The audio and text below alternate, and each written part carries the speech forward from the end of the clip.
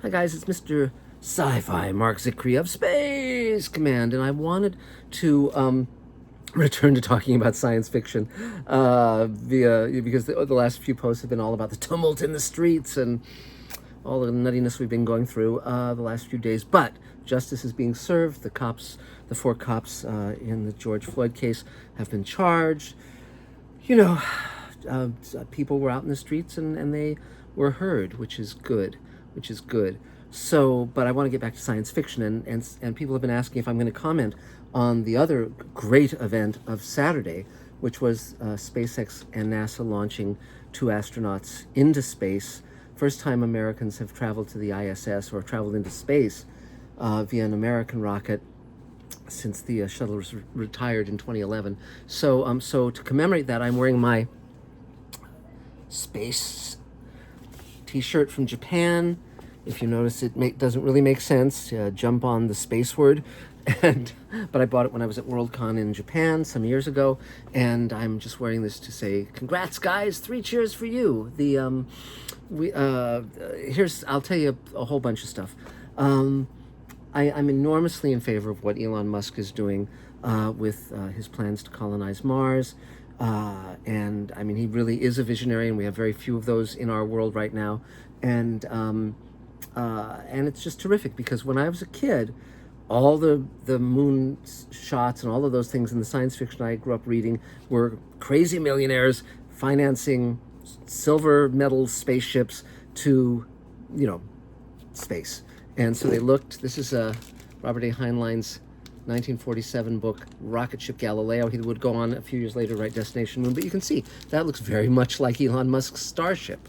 And so 3 cheers for you guys. And my history with space exploration, particularly manned space exploration, was I grew up during that great era. So I remember in preschool where they brought in a radio, I think, so we could listen to Scott Carpenter orbiting the Earth. This is before John Glenn. And it was amazing. And I watched the various space shots. I was following, clipping newspaper articles on Gemini and Apollo and Mercury and all of that stuff, and very aware of it while I was reading science fiction. And then, of course, we landed on the moon, and everything stopped in terms of manned exploration. Now, thank God, we're heading back to the moon, back to Mars. And I really hope it's Elon Musk rather than the Chinese who make it first, just because I prefer an entrepreneurial spirit to a totalitarian one. But it's an amazing time and a thrilling time. And the thing I wanted to also say is I've been given two tours of SpaceX, and I'm very impressed with them, and I'm very impressed with their approach. Everyone's very young there, of course, which is great. And someone pointed out that during the moon landing, the average age of a mission controller was 26. So this is not unusual, because obviously young people have great enthusiasm, brilliance, all of that stuff. So here's several things I'll mention about Elon Musk and his SpaceX plans. One of the things I really love about SpaceX, and this is something that I encountered when I got my 2 tours of SpaceX, was they are not, everyone else, for the most part, seems to be following in the traditions and design aesthetic of NASA. And so that's very much an aesthetic that goes back to the 50s and 60s into the early 70s. So you have these big metal helmets with these big metal neck things and, so forth. And it's all very heavy, and it's very clunky, and it's a very been there, done that kind of aesthetic. And that's okay. But it's sort of like hearkening back to the tomorrow we hoped we would have, rather than actually starting fresh and building something that's of the 21st century. And where SpaceX's attitude is, we're not going to just replicate what NASA did. We're going to reinvent it. We're going to start from completely new eyes and new concepts. And so their design aesthetic is extremely different from NASA's. And so the new spacesuits, if they were in a science fiction movie, you would have said, well, those aren't spacesuits. Those are, I guess they just didn't have much of a budget, because those don't look like spacesuits at all, because they look almost like leisure wear with, and the helmet is cool. It's not a visor like this that goes like this. It's a piece that goes, all the way back like this.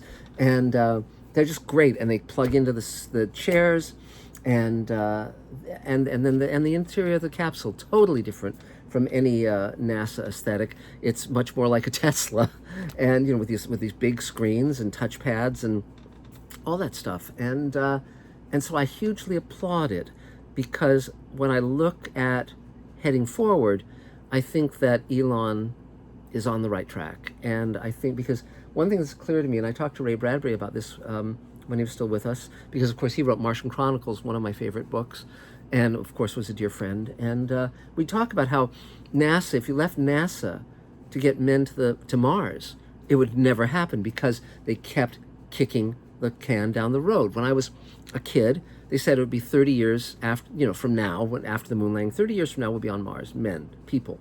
And it was always 30 years from now, whenever it was. And Elon, of course, is saying, well, we're going to send people to Mars in the next, 3-4 years? And even if he falls short of that, it's a daring and revolutionary idea. And I believe he's going to pull it off. I believe that he has a fire lit under him, just like the fire under his rockets. And and that's terrific, because it was very sad to me that Ray died without having men land on the moon. There's a crater named after him, and he was certainly longing for manned colonization of Mars.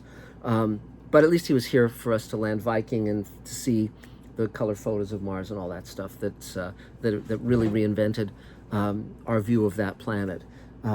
Because Mars, when you see it in color, is very, very different from the moon. Initially, with the Mariner spacecraft, they were taking black and white photos of Mars, and it looked very much like the moon.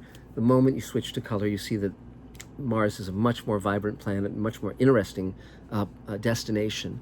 And so in Space Command, we have people on Mars. In the new episode Ripple Effect, we have people on Mars, and as we do in the pilot, so I'm very eager to see what happens next with Elon Musk, and I'm very glad that America finally has the capability to launch people into space, because we and the Russians were the first two space-going nations, and for us to be reliant for the better part of a decade on the Russians to get our people into space, particularly when Russia has been such a problematical nation state in recent years, was not cool. I very strongly believe in peace in outer space and cooperation and an international attitude, but it still thrills me when Americans go into space on an American rocket, financed by the government in collaboration with entrepreneurial spirit. So that's sort of the main thing for that. It was just thrilling. Elaine and I watched it for the first time when it was aborted. It was 17 minutes in, and then just a few days later, off they went. And it was so exciting to have that split screen. We'd see the exterior of the rocket as the booster detached, and the interior of the capsule with the two astronauts. And again, so different than from what NASA looks like. And it's incredibly cool. I just think these guys are on the side of the angels, and I applaud them hugely. And so in terms of Space Command, in terms of what we're doing, this Ripple Effect, our 2-hour episode shot during the pandemic, is almost done. We're just waiting for Barbara Bain and one other scene to come in, but it's going to be quite fun. We're going to debut it in the next few weeks. I think you're really going to enjoy it. It's got Armin Shimmerman, Bob Picardo, Mira Furlan, Mike Harney, on and on and on and on, Christina Moses, and I think it's going to be thrilling. Meantime, I'm writing Greenlighting Yourself. We're selling shares in Space Command, but we're selling half shares. If you've been waiting to get shares in Space Command and you couldn't afford the $7,500, $3,750, you'll get a half share, and it'll help keep us moving forward. Every single day, we're actively working in terms of prep, in terms of post-production, all sorts of stuff. It's a very exciting time. And so just email me at markzickry@gmail.com. I'll send you all the information. And so I think that's about it for now. I have a lot more Mr. Sci-Fi videos coming down the pike. And in terms of Mr. Politics, hopefully I'll have the technology straightened where I can post to that instead if I want to be political. But and so you can subscribe to Mr. Sci-Fi. You can also subscribe to Mr. Politics. You can be part of our world. If you're enjoying Mr. Sci-Fi and have been for some time, if you go on Patreon and support us with a little money, or if you want to build spacesuits, ray guns, anything, contact us. Posters would be great. We have needs of many things, and that's about it for now. Thanks a lot, and we'll talk really soon. Bye, guys.